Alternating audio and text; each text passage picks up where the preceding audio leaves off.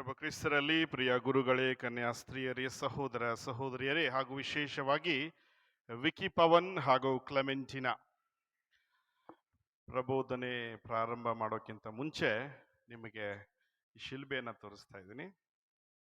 ಇಂದು ದೈವಿ ದರ್ಶನದ ಹಬ್ಬ ಹಾಗೂ ಅವರಿಗೆ ಇವತ್ತಿನಿಂದ ಶಿಲುಬೆಯ ದರ್ಶನದ ಪ್ರಾರಂಭ. Price the lord. ಯಾಕೆ ಅನ್ನೋದನ್ನ ಈ ಪ್ರಬೋಧನೆಯ ಕೊನೆಗೆ ಹೇಳ್ತೀನಿ, ವಿಕಿಗೆ ಹಾಗೂ ಕ್ಲೆಮೆಂಟಿನಾಗೆ. Vicky, can you come forward and receive this cross? Yes.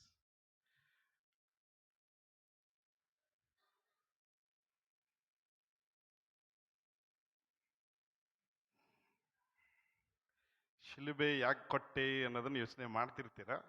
ಅದರ ಅರ್ಥವನ್ನ ಆಮೇಲೆ ಹೇಳ್ತೀನಿ. ಮೊದಲನೇದಾಗಿ ದೈವಿ ದರ್ಶನದ ಹಬ್ಬ ಅಥವಾ ಮೂರು ರಾಜರ ಹಬ್ಬ ಅಥವಾ ಮೂರು ಜ್ಞಾನಿಗಳ ಹಬ್ಬ ಎಂಬುದನ್ನ ತಾಯಿ ಧರ್ಮಸಭೆ ಇಂದು ಆಚರಿಸಲು ನಮ್ಮೆಲ್ಲರನ್ನ ಆಹ್ವಾನಿಸುತ್ತಿದೆ. ಯಾರು ಈ ಮೂರು ರಾಯರು ಎಂಬುದನ್ನ ಪವಿತ್ರ ಗ್ರಂಥದಲ್ಲಿ ನಮಗೆ ತಿಳಿಯಪಡಿಸಿಲ್ಲ. ಆದರೆ ಕ್ರಿಸ್ತ ಶಕ 14ನೇ ಶತಮಾನದಲ್ಲಿ ಜಾನ್ ಹಿಲ್ದೇಶಿಯಂ ಎಂಬ ಒಬ್ಬ ಪ್ರಖ್ಯಾತ ಬರಹಗಾರ ದ ಟ್ರೆಡಿಷನ್ ಅಥವಾ ಸಂಪ್ರದಾಯ ಎಂಬ ಪುಸ್ತಕದಲ್ಲಿ ಈ ಮೂವರು ಜ್ಞಾನಿಗಳ ಬಗ್ಗೆ ಸವಿಸ್ತಾರವಾಗಿ ಬರೆದಿದ್ದಾನೆ. ಹಾಗಾದ್ರೆ ಈ ಮೂರು ರಾಯರ ಹಬ್ಬವನ್ನ ನಾವು ಇನ್ನೊಂದು ರೀತಿಯಲ್ಲಿ ಹೇಳಬೇಕಾದ್ರೆ ಇದೊಂದು ಸರ್ವಧರ್ಮೀಯ ಹಬ್ಬ ಅಂತ ಹೇಳಿದ್ರೆ ತಪ್ಪಾಗಲ್ಲ. ಕಾರಣ ಈ ಮೂರು ರಾಯರ ಹಿನ್ನೆಲೆಯನ್ನ ನಾವು ನೋಡಿದ್ರೆ ಈ ಮೂರು ರಾಯರು ಬೇರೆ ಬೇರೆ ಸಂಪ್ರದಾಯಕ್ಕೆ ಅವರು ಸೇರಲ್ಪಟ್ಟಿದ್ದರು, ಬೇರೆ ಬೇರೆ ಧರ್ಮಗಳನ್ನ ಅವರು ಆಚರಿಸ್ತಾ ಇದ್ರು. ಆದರೆ ಅವರಲ್ಲಿ ಏನೋ ಒಂದು ರೀತಿಯ ಶೂನ್ಯ ಭಾವನೆ ಕಾಡುತ್ತಿತ್ತು. ಪ್ರಿಯರೇ, ನಮ್ಮಲ್ಲಿ ಎಷ್ಟೋ ಜನ ಮೇಧಾವಿಗಳಿದ್ದೀವಿ. ಕೆಲವರು ಡಾಕ್ಟರೇಟ್ ಮುಗಿಸಿದ್ದೀರಾ, ಕೆಲವರು ಎಷ್ಟೋ ಒಂದು ದೊಡ್ಡ ದೊಡ್ಡ ಗೌರ್ಮೆಂಟ್ ಜಾಬ್ಗಳಲ್ಲಿದ್ದೀರಾ. ಆದರೆ ಜೀವನದ ಕೊನೆಗೆ ನಮ್ಮೆಲ್ಲರ ಮನಸ್ಸಿನಲ್ಲಿ ಕಾಣುವ ಒಂದು ಪ್ರಶ್ನೆ, ಕ್ರಿಸ್ತನ ಮುಂದೆ ಇದೆಲ್ಲವೂ ಶೂನ್ಯ. Price the lord, price the lord. ಹಾಗಾದ್ರೆ ಈ ಮೂರು ಜ್ಞಾನಿಗಳ ಬಗ್ಗೆ ನಾವು ನೋಡೋದಾದ್ರೆ, ಹಿಂದಿನ ಕಾಲದಲ್ಲಿ ಯಾರು ರಾಜ್ಯವನ್ನ ಆಳ್ತಾ ಇದ್ರು ಅಂತಂದ್ರೆ ಜ್ಞಾನಿಗಳು ರಾಜ್ಯವನ್ನ ಆಳ್ತಾ ಇದ್ರು. ಮಂತ್ರವಾದಿಗಳು ಅಥವಾ ಎಲ್ಲ ವಿದ್ಯೆಗಳನ್ನ ಬಲ್ಲವರು ರಾಜ್ಯವನ್ನ ಆಳ್ತಾ ಇದ್ರು. ಇವತ್ತಿನ ವಿಧಾನಸಭೆಯನ್ನ ನೋಡಿ, ಎಲ್ರು ಇರೋದು ಜ್ಞಾನಿಗಳು ಅಜ್ಞಾನಿಗಳು. ಯಾರು ಆರ್ಸೋರ್ ನೀವೇ ತಾನೆ. Price the lord. ಆದ್ರಿಂದ ಹಿಂದಿನ ಕಾಲದಲ್ಲಿ ಇದ್ದಂತಹ ಜ್ಞಾನಿಗಳ ಕೊರತೆ ಈಗ ನಮಗೆ ಕಾಡ್ತಾ ಇದೆ. ಅದೇನೇ ಇರಲಿ, ಆ ಮೂರು ಜ್ಞಾನಿಗಳ ಬಗ್ಗೆ ನಾವು ಯೋಚನೆ ಮಾಡೋಣ. ಮೊದಲನೆಯ ಜ್ಞಾನಿ, ಅವನ ಹೆಸರು ಮೆಲ್ಕ್ವಾಯರ್ ಅಂತ. ಅವನು ಪರ್ಷಿಯಾ ದೇಶದಿಂದ ಬಂದಿದ್ದ. ಅವನ ಹೈಟ್ ಚೂರು ಕಮ್ಮಿ ಇತ್ತು. ಬಹುಶಃ ನಮ್ಮ ಭಾಸ್ಕರ್ ಫಾದರ್ ರೀತಿ ಅಥವಾ ನಮ್ಮ ಕಿರಣ್ ಫಾದರ್ ರೀತಿ ಇರ್ಬೋದು. ಆದರೆ ಈ ಜ್ಞಾನಿ ಏನ್ ತಗೋ ಬಂದಿದ್ದ ತನ್ನ ಜೊತೆಗೆ ಅಂತಂದ್ರೆ 30 ಬಂಗಾರದ ತುಣುಕುಗಳನ್ನ ತೆಗೆದುಕೊಂಡು ಬಂದಿದ್ದ. ಈ 30 ಬಂಗಾರದ ತುಣುಕು ಏನನ್ನ ಸೂಚಿಸ್ತಾ ಇತ್ತು ಅಂತಂದ್ರೆ, ಮುಂದೆ ಆತನ ಶಿಷ್ಯನೇ ಆತನನ್ನ ದ್ರೋಹ ಮಾಡುವ ಎಂಬ ಸಂಕೇತವನ್ನ ಸೂಚಿಸುವ ಸಂಕೇತ ಆತ ತೆಗೆದುಕೊಂಡು ಬಂದಿದ್ದ. ಇನ್ನು ಎರಡನೇದಾಗಿ ನಾವು ನೋಡೋದಾದ್ರೆ ಬಲ್ತಜರ್ ಎಂಬವನು ಅರೇಬಿಯಾ ದೇಶದಿಂದ ಬಂದಿದ್ದ. ಈ ಅರೇಬಿಯಾ ದೇಶದಿಂದ ಬಂದಿದ್ದಂತಹ ಪಂಡಿತ ಬರುವಾಗ ಧೂಪವನ್ನ ತಂದಿದ್ದ. ಧೂಪವನ್ನು ಏನ್ ಸೂಚಿಸ್ತದೆ ಅಂತಂದ್ರೆ, ಹುಟ್ಟಿದ ಕಂದ ಸೇನಾಧೀಶ್ವರ, ಆತ ಒಬ್ಬ ರಾಜ ಎಂಬುದನ್ನ ಸೂಚಿಸುವುದನ್ನ ಆತ ತೆಗೆದುಕೊಂಡು ಬಂದಿದ್ದ. ಇನ್ನು ಮೂರನೇದಾಗಿ ಜಸ್ಪರ್ ಅಥವಾ ಗಸ್ಪರ್, ಈ ಮೂರನೆಯ ಜ್ಞಾನಿ. ಆ ಮೂರನೇ ಜ್ಞಾನಿ ಬಹುಶಃ ಈ ಏಷ್ಯಾ ದೇಶದಿಂದ ಅಥವಾ ಭಾರತ ದೇಶದಿಂದ ಬಂದಿದ್ದನ್ನ ಆ ಟ್ರೆಡಿಷನ್ ಎಂಬ ಪುಸ್ತಕದಲ್ಲಿ ಬರೆಯಲಾಗಿದೆ. ಅವನೇನ್ ತಗೋ ಬಂದಿದ್ದ? ಆತ ರಕ್ತಬೋಳವನ್ನ ತೆಗೆದುಕೊಂಡು ಬಂದಿದ್ದ. ಈ ರಕ್ತಬೋಳ ಏನನ್ನ ಸೂಚಿಸ್ತದೆ? ಎಲ್ಲ ವ್ಯಾಧಿಗಳನ್ನ, ಎಲ್ಲ ರೋಗಗಳನ್ನ ಗುಣಪಡಿಸಬಲ್ಲ ವ್ಯಕ್ತಿ ಜನಿಸಿದ್ದಾರೆ ಎಂಬುದನ್ನ ಸೂಚಿಸಲು ಈ ಜ್ಞಾನಿಯನ್ನ ತೆಗೆದುಕೊಂಡು ಬಂದಿದ್ದ. ಇದು 3 ಜನರ ಕಥೆ ಆಯ್ತು. ಇನ್ನು ಕ್ರಿಸ್ತ ಶಕ 19ನೇ ಶತಮಾನದಲ್ಲಿ ಇನ್ನೊಬ್ಬ ಬರಹಗಾರ ಹೆನ್ರಿ ವಾಕ್ಡೈನ್ ಎಂದವನು, ಅವನು ಹೇಳ್ತಾನೆ 3 ಜನ ಅಲ್ಲ, ನಾಲ್ಕನೇವನೊಬ್ಬರು ಪ್ರಾರಂಭ ಮಾಡಿದ್ದ ಅಂತ. ಅವನ ಹೆಸರು ಆರ್ತಬಾನ್. ಇದ್ರ ಅವನು ಏನ್ ಹೇಳ್ತಾನೆ ಅಂತಂದ್ರೆ, ಆ 4ನೇ ಜ್ಞಾನಿಗಳು ನಾವೆಲ್ಲರೂ ಆಗಬೇಕು.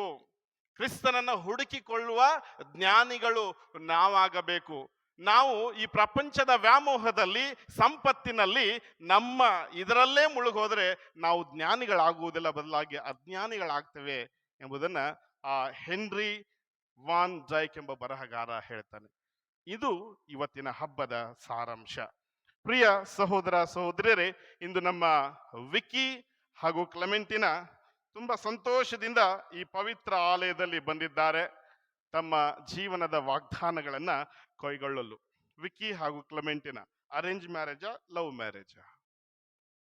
ಅರೇಂಜ್, ಇನ್ನು ಮೇಲೆ ಲವ್ ಆಗ್ಬೇಕಲ್ವಾ?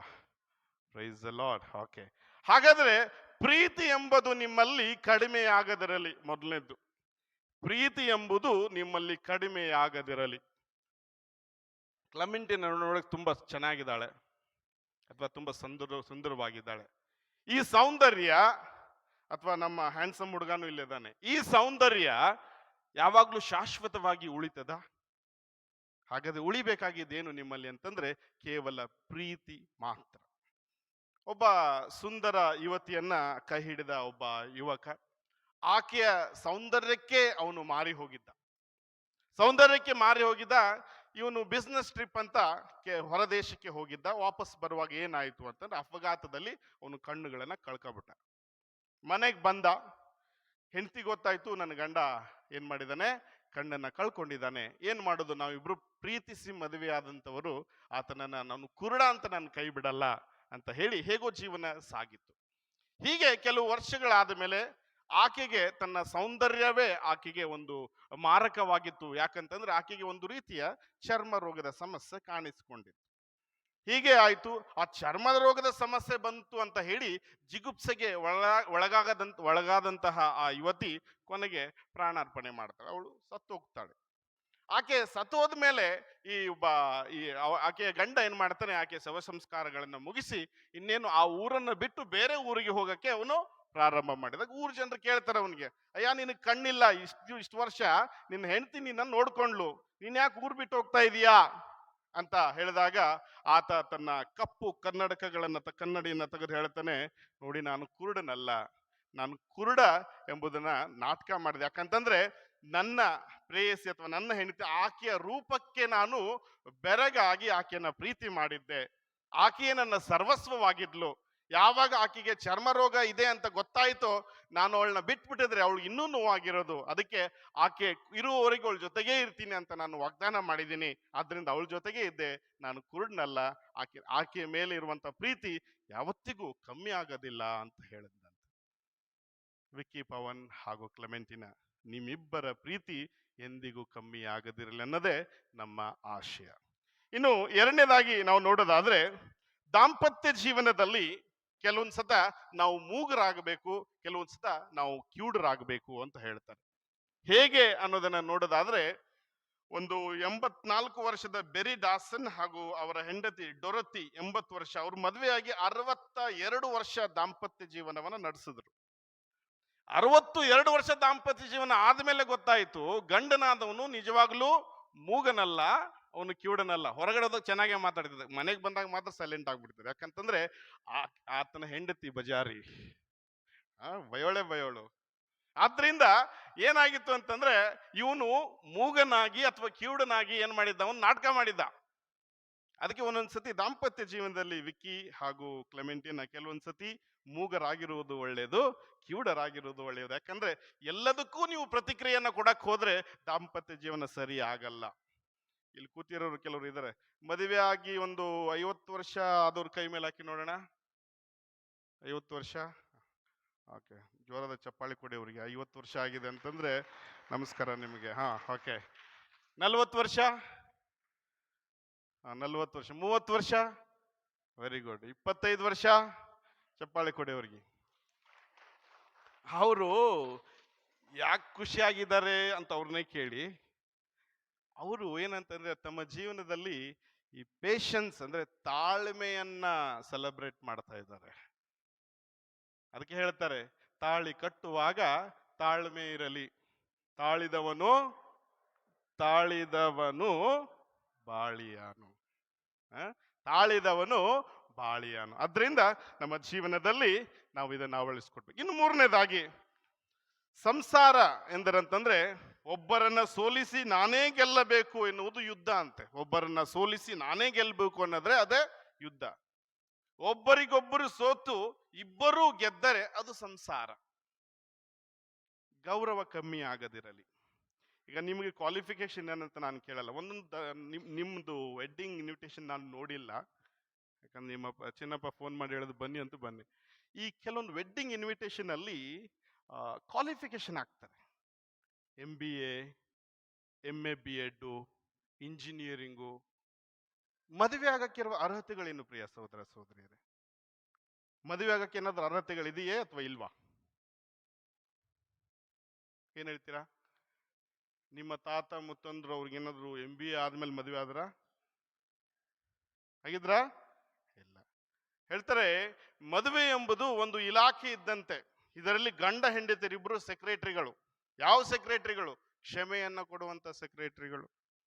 ಗಂಡ ಹೆಂಡತಿಯ ಜಗಳ ಉಂಡು ಯಾವುದೇ ರೀತಿ ವಿಕ್ಕಿ ಹಾಗೂ ಕ್ಲೆಮೆಂಟಿನ ನಿಮ್ಮ ದಿನವನ್ನ ಜಗಳದಿಂದ ಎಂಡ್ ಮಾಡಕ್ ಹೋಗ್ಬೇಡಿ. ಯಾಕಂತಂದ್ರೆ ಎಲ್ಲಿ ಈ ಒಂದು ಜಗಳ ಯಾಕೆ ಬರ್ತದೆ ಅಂತಂದ್ರೆ, ಕಂಪ್ಯಾರಿಸನ್ ಮಾಡುವಾಗ, ಹೋಲಿಕೆ ಮಾಡುವಾಗ.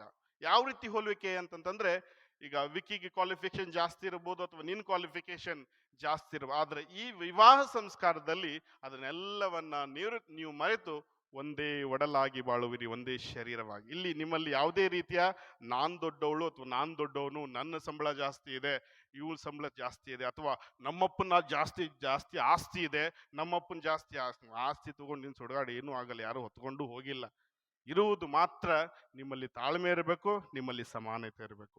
ಆ ಸಮಾನತೆಯನ್ನ ಈ ಪವಿತ್ರ ಪೀಠದ ಮುಂದೆ ನೀವು ವಾಗ್ದಾನದ ಮುಖಾಂತರ ಇವತ್ತು ತಗೊಳ್ತಾ ಇದ್ದೀರಾ. ಇನ್ನು ಕೊನೆಯದಾಗಿ ಆ ಶಿಲ್ಬೆ ಇಬ್ಬರು ಹಿಡ್ಕೊಳ್ಳಿ ಕೈಯಲ್ಲಿ. ಆ ಶಿಲ್ಬೆ ಯಾಕೆ ಕೊಟ್ಟೆ ಅಂತ ನಾವು ನೋಡೋದಾದ್ರೆ, ಫಾದರ್ ಹೇಳ್ತಾ ಇದ್ರು, ಮದುವೆ ಇತ್ತೀಚಿನ ದಿನಗಳಲ್ಲಿ ಮುರಿದು ಹೋಗ್ತಾ ಇದ್ದಾವೆ ಅಂತ. ನಾನು ಮೊನ್ನೆ ಓದ್ತಾ ಇರುವಾಗ ಏನು ನನ್ನ ಕಣ್ಣಿಗೆ ಒಂದು ವಿಚಿತ್ರವಾದ ಒಂದು ಸಂಪ್ರದಾಯದ ಬಗ್ಗೆ ಗೊತ್ತು. ವೆಡ್ಡಿಂಗ್ ಕ್ರುಸಿಫಿಕ್ಸ್ ಅಂದ್ರೆ ಶಿಲುಬೆ, ಮದುವೆಯಲ್ಲಿ ಕೊಡುವಂತ ಒಂದು ಶಿಲುಬೆಯ ಬಗ್ಗೆ ನಾನು ಏನದು ಅಂತ ನೋಡ್ತಾ ಇರುವಾಗ ಈ ಡಿವೋರ್ಸ್ ಕೇಸಸ್ಗಳ ಬಗ್ಗೆ ಅಲ್ಲಿ ಕೊಡಲಾಗಿತ್ತು. ಪ್ರಿಯ ಸಹೋದರ ಸಹೋದರಿಯರೇ, ಪೋರ್ಚುಗಲ್ ದೇಶದಲ್ಲಿ 94% ಜನರು ಡಿವೋರ್ಸ್ ಅಂದ್ರೆ ವಿವಾಹ ವಿಚ್ಛೇದನವನ್ನ ಪಡಿತಾ ಇದ್ದಾರೆ. 94%. 100 ಜನ ಮದುವೆ ಆದ್ರೆ 94 ಜನ ಡಿವೋರ್ಸೇ ಪಡ್ಕೊಳ್ತಾ ಇರೋದು. ಇನ್ನು ಎರಡನೇದಾಗಿ ನೋಡೋದಾದ್ರೆ ಸ್ಪೇನ್ ದೇಶದಲ್ಲಿ 84% ವಿವಾಹ ದಾಂಪತ್ಯ ಜೀವನ ಮುರಿದು ಹೋಗ್ತಾ ಇದೆ. 84%. ಅದೇ ನಾವು ರಷ್ಯಾ ದೇಶದಲ್ಲಿ ನೋಡಿದ್ರೆ 73%. ನಾನು ಯೋಚನೆ ಮಾಡಿದೆ, ಯಾವ ದೇಶದಲ್ಲಿ ಕಮ್ಮಿ ಡಿವೋರ್ಸ್ ರೇಟ್ ಇದೆ ಅಂತ ನೋಡೋದಾದ್ರೆ ಕ್ರೊಯೇಷಿಯಾ ದೇಶದಲ್ಲಿ ಕೇವಲ 1-2% ಮಾತ್ರ ಡಿವೋರ್ಸ್ ಆಗ್ತಾ ಇದ್ದಾವಂತೆ. ಯಾಕೆ ಅಂತ ನಾವು ನೋಡೋದಾದ್ರೆ, ಈ ಮದುವೆ ಆಗುವಂತಹ ದಿನದಲ್ಲಿ ಗುರುಗಳು ಏನ್ ಮಾಡ್ತಾರೆ ಅಂತಂದ್ರೆ, ಅವರು ಎಂಟ್ರೆನ್ಸ್ ಪ್ರವೇಶ ದ್ವಾರದಲ್ಲಿ ಇರುವಾಗಲೇ ಇಬ್ರು ಮದುಮಗ ಮತ್ತು ಮದುಮಗಳಿಗೆ ಒಂದು ಶಿಲುಬೆಯನ್ನ ಕೊಡ್ತಾರಂತೆ. ಶಿಲುಬೆನ ಅವ್ರು ದೊಡ್ಡ ಶಿಲುಬೆ ಕೊಡ್ತಾರೆ, ನಾನು ಚಿಕ್ಕದ್ ಕೊಟ್ಟಿದ್ದೀನಿ ನಿಮ್ಗೆ. ಅದನ್ನ ಮುಂದೆ ತಗೊಬಂದು ಅವರು ತಮ್ಮ ವೈವಾಹಿಕ ಜೀವನದ ವಾಗ್ದಾನಗಳನ್ನ ತೆಗೆದುಕೊಳ್ಳೋಕ್ಕಿಂತ ಮುಂಚೆ ಗುರುಗಳು ಈ ರೀತಿ ಹೇಳ್ತಾರಂತೆ, ವಿಕ್ಕಿ ಪವನ್ ಹಿಡಿದುಕೋ ನಿನ್ನ ಈ ಶಿಲುಬೆಯನ್ನ, ಅಥವಾ ಕ್ಲೆಮೆಂಟಿನ ಹಿಡಿದುಕೋ ಈ ಶಿಲುಬೆಯನ್ನ. ಈ ಶಿಲುಬೆಯನ್ನ ಎಲ್ಲಿಯವರೆಗೆ ನೀನು ಪ್ರೀತಿಸುತ್ತೀಯೋ, ಈ ಶಿಲುಬೆಯನ್ನ ಎಲ್ಲಿಯವರೆಗೆ ನೀನು ಗೌರವಿಸುತ್ತೀಯೋ, ಅಲ್ಲಿಯವರೆಗೆ ಆ ಶಿಲುಬೆ ನಿನಗೆ ಜಯವನ್ನ ಕೊಡುತ್ತದೆ. Price the lord, price the lord. ಆದ್ರಿಂದ ಯಾವ ಕುಟುಂಬದಲ್ಲಿ ನೀವು ನಿಮ್ಮ ದಂಪತಿಗಳನ್ನ ಒಬ್ಬರಿಗೊಬ್ಬರು ಇದು ನನ್ನ ಶಿಲುಬೆ ಅಥವಾ ಕ್ರಿಸ್ತ ಕೊಟ್ಟಂತ ಶಿಲುಬೆ ಎಂದು ನೀವು ಅಪ್ಪಿಕೊಳ್ಳುತ್ತೀರೋ ಅಲ್ಲಿಯವರೆಗೆ ನಿಮ್ಮ ದಾಂಪತ್ಯ ಜೀವನ ಸುಖಕರವಾಗ್ತದೆ. ಅಲ್ಲಿಯವರೆಗೆ ಯಾವುದೇ ಕಾರಣಕ್ಕೂ ಸೈತಾನ ನಿಮ್ಮ ದಾಂಪತ್ಯ ಜೀವನದಲ್ಲಿ ಬರಲು ಸಾಧ್ಯವೇ ಇಲ್ಲ. ಆದ್ರಿಂದ ಶಿಲುಬೆ, ಒಬ್ಬರಿಗೊಬ್ಬರು ನೀವು ಶಿಲುಬೆ ಆಗಬೇಕು. ಶಿಲುಬೆ ಆದ್ರೂ ಕೂಡ ಹೇಗೆ ಕ್ರಿಸ್ತ ಸಹನೆಯಿಂದ ತನ್ನ ಶಿಲುಬೆಯನ್ನ ಹೊತ್ತುಕೊಂಡನೋ, ಅದೇ ರೀತಿ ಕುಂದುಕೊರತೆಗಳಲ್ಲಿ, ನೋವುಗಳಲ್ಲಿ ನೀವು ಒಬ್ಬರನ್ನೊಬ್ಬರು ಅರಿತು ಇದು ನನ್ನ ಶಿಲುಬೆ, ಈ ಶಿಲುಬೆನ ನಾನು ಪ್ರೀತಿಸಬೇಕು, ಈ ಶಿಲುಬೆಯಿಂದಲೇ ನನಗೆ ಜಯ ಸಿಗುತ್ತದೆ ಎಂಬುದನ್ನ ನೀವು ಅರಿತುಕೊಂಡರೆ ಖಂಡಿತವಾಗಿಯೂ ಪ್ರಿಯ ಸಹೋದರ ಸಹೋದರಿಯರೇ, ನಿಮ್ಮ ದಾಂಪತ್ಯ ಜೀವನ ಸುಖಕರವಾಗಿ ಇರ್ತದೆ. ಇನ್ನು ಕೊನೆಯದಾಗಿ ಇಲ್ಲಿ ಇಷ್ಟು ಜನ ಫಾದರ್ಸ್ ಬಂದಿದ್ದಾರಲ್ಲ, ವಿಕ್ಕಿ ಮತ್ತೆ ಕ್ಲೆಮೆಂಟ್, ಏನ್ ಅನಿಸ್ತಾ ಇದೆ? You feel blessed, right? Okay. Vicky, what do you feel? Very happy. Okay. ಒಂದು ಚಿನ್ನಪ್ಪ, ಇಲ್ಲಿ ಎಷ್ಟು ಜನ ಮಕ್ಕಳು ನಿಮಗೆ? ಇಬ್ರೇ? ಹಾ, 4 ಇದ್ದಾರಾ? ಓಕೆ. ಈಗ ಏನಪ್ಪಾ ಅಂತಂದ್ರೆ, ಈಗ ನಿಮಗೆ ಭಗವಾನ್, ಈಗ ಗುರುಗಳು ಒಬ್ರು ಆಶೀರ್ವಾದ ಮಾಡ್ತಾರೆ. ಏನಂದ್ರೆ, ನೀವು ಮಕ್ಕಳನ್ನ ಮೊಮ್ಮಕ್ಕಳನ್ನ ನೋಡುವಂತಾಗ್ಲಿ ಅಂತ ಆಶೀರ್ವಾದ ಮಾಡ್ತಾರೆ. ಎಷ್ಟು ಜನ ಮಕ್ಕಳು ಬೇಕು ನಿಮಗೆ? ದೇವ್ರು ಕೊಟ್ಟಷ್ಟಂದ್ರೆ ಒಂದ್ ಡಜನು? ಹಾ, yeah Vicky, tell me. Yeah, frank, be frank, no problem about. 2. Okay okay. ಆರ್ತಿಗೊಂದು, ಕೀರ್ತಿಗೊಂದು. ಬಟ್ ನಾನು ಹೇಳ್ತೀನಿ 2 ಬೇಡ, 3 ಇರ್ಲಿ ಮನೆಯಲ್ಲಿ ಅಂತ. ಯಾಕಂದ್ರೆ ಆರ್ತಿ ಮತ್ತೆ ಕೀರ್ತಿ, ನಾನು ಯಾವಾಗ್ಲೂ ಹೇಳ್ತೀನಿ, 2 ಸೇರಿ ನಿಮಗೆ ಮಂಗಳಾರತಿ ಮಾಡ್ತವೆ, ಅದು ಇಟ್ಕೊಳ್ಳಿ, ನೋ ಪ್ರಾಬ್ಲಮ್. ಆದ್ರೆ ಧರ್ಮಸಭೆಗೆ ಒಂದು ಬೇಕು. ಇಷ್ಟೆಲ್ಲ ಬಂದಿದೀವಲ್ಲ, ಚಿನ್ನಪ್ಪ ಕರೆದ್ನೋ ಅಥವಾ ಯಾರೋ ಕರೆದು ಬಂದಿದೀವಿ, ಅವರು ಇಟ್ಟಿರುವಂತಹ ಒಂದು ಅವಿನವ ಒಂದು ಸಂಬಂಧ, ಗುರುಗಳ ಮೇಲೆ ಅವರು ಇಟ್ಟಿರುವಂತ ಒಂದು ಗೌರವ. ಸೊ ಆ ರೀತಿಯ ಗುರು, ಆ ರೀತಿಯ ಒಬ್ಬ ಕನ್ಯಾಸ್ತ್ರೀ ನಿಮ್ಮ ಕುಟುಂಬದಿಂದಲೂ ಬರಬಹುದಲ್ಲವೇ? ಅದನ್ನ ಹೇಳ್ತಾ ಇರೋದು. ಅದರಿಂದ ಚಿನ್ನಪ್ಪ, 3 ಮೊಮ್ಮಕ್ಕಳು ರೆಡಿ ಆಗು. ಓಕೆ. ಹಾ, ಎರಡನೇದಾಗಿ, ಸುಮ್ನೆ ದೈವ ಕರೆಗಳು ಬರಲ್ಲ. ಇಲ್ಲಿ ಕೂತಿರೋ ಎಲ್ಲ ಫಾದರ್ಗಳನ್ನ ಕೇಳಿ ನೀವು, ಸುಮ್ನೆ ದೈವ ಕರೆಗಳು ಬರಲ್ಲ. ನಮ್ಮ ತಂದೆ ತಾಯಿಗಳಿಗೆ ಅಂತಹ ಆದರ್ಶ ದಂಪತ್ಯ ಜೀವನವನ್ನ ನಡೆಸಿದ್ದಾರೆ. ಬೆಳೆಸುವಾಗ ನಮಗೆ ಕ್ರೈಸ್ತ ವಿಶ್ವಾಸವನ್ನ ಕೊಟ್ಟಿದ್ದಾರೆ. ಮತ್ತೆ ಹೇಳ್ತೀನಿ, ಬೆಳೆಸುವಾಗ ನಮಗೆ ಕಥೋಲಿಕ ಕ್ರೈಸ್ತ ವಿಶ್ವಾಸವನ್ನ ಕೊಟ್ಟಿದ್ದಾರೆ. ಇವತ್ತಿನ ದಿನಗಳಲ್ಲಿ ಮಗ ಯಾವುದೋ ಜಾತಿ ಧರ್ಮವನ್ನ ಮಾಡ್ಕೊಂಡು ಹೋಗ್ಬಿಟ್ಟ, ಅಯ್ಯೋ ಸ್ವಾಮಿ ಬ್ಯಾಪ್ಟಿಸಮೇ ಕೊಡಕ್ ಒಪ್ಕೊಳ್ತಾ ಇಲ್ಲ. ಯೋಚನೆ ಮಾಡಿ, ನಮ್ಮ ಕಥೋಲಿಕ ಧರ್ಮ ಸಭೆಯನ್ನು ಎಷ್ಟೋ ಜನ ಬಿಟ್ಟು ಹೋಗ್ತಾ ಇದ್ದಾರೆ. ಅದು ನಿಮ್ಮಲ್ಲಿ ಆಗದೇ ಇರಲಿ. ಯಾಕಂದ್ರೆ ನಿಮ್ಮ ಮಕ್ಕಳನ್ನ ಕಥೋಲಿಕ ವಿಶ್ವಾಸದಲ್ಲಿ ನೀವು ಬೆಳೆಸ್ತೀವಿ ಅಂತ ಇವತ್ತು ವಾಗ್ದಾನ ಮಾಡ್ತೀರಿ. ಎಲ್ಲೋ ನಮ್ಮ ದಂಪತಿಗಳನ್ನ ಮರ್ತಿದ್ದಾರೆ. ಆದ್ರಿಂದ ನಮ್ಮ ಕಥೋಲಿಕ ಧರ್ಮಸಭೆಯಲ್ಲಿ ದೈವಿ ಕರೆಗಳ ಕೊರತೆ ಜಾಸ್ತಿ ಆಗ್ತಾ ಇದೆ. ಅದರಿಂದ ನಿಮಗೆ ಮತ್ತೇನಾದ್ರೂ ಮರ್ತು ಹೋದ್ರೆ, ಈಗ ರೆಕಾರ್ಡ್ ಮಾಡ್ತಾ ಇದ್ರಲ್ಲ ಅಂತಕೊಂಡ್ರಿ, ಪ್ರತಿ ವರ್ಷ ವೆಡ್ಡಿಂಗ್ ಆನಿವರ್ಸರಿ ದಿವಸ ರಿವೈಂಡ್ ಮಾಡ್ತಾನೆ ಹೋಗಿ. Wishing you all the best. May God bless you.